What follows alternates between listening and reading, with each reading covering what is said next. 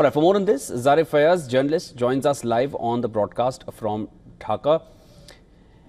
Sir, what will be the implications of lowering of the voting age if in fact it happens? And do you feel it's a deliberate move to delay elections as the opposition is suggesting?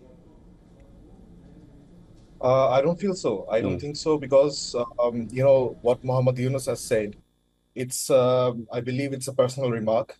It's not set in stone.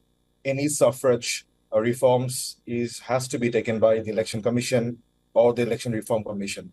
So until it directly comes from the Election Commission or the Reform Commissions, we do not see any reason to take it seriously at this point. So there's no point in debating about it because it's not done yet, and it's just a remark.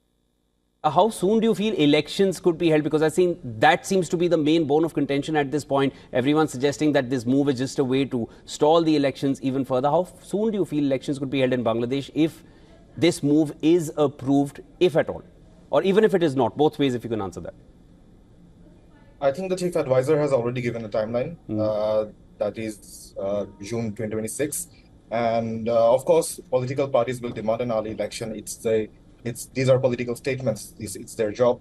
But I think we have a fair visibility on the timeline of elections. June 2026, we can count on that. Zarif, Yunus has always been vocal for his praise of the youth. And, I would say reciprocally, he has enjoyed a lot of popularity among the youth as well. He had said that the youth should be at the center of strategies for the global south. At the UNGA, he mentioned that the youth of Bangladesh is reviving the values of 1971. This happened soon after the ouster of Sheikh Hasina.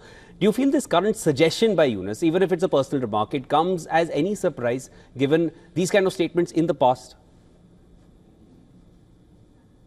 Exactly. No, it does not come as a surprise because it's evident that Yunus holds the youth, in a very high regard. So obviously he'll praise the youth. He'll want to involve the youth more in the country's politics, in the policy making decisions and everything. So it doesn't come as a surprise. But then again, and as we said, it's a personal remark because he's really favorable to the youth. He really favors the youth, young people of the country. So, but it's not done. It's not the law. It's not coming from the Election Commission. So we don't have anything to worry about yet.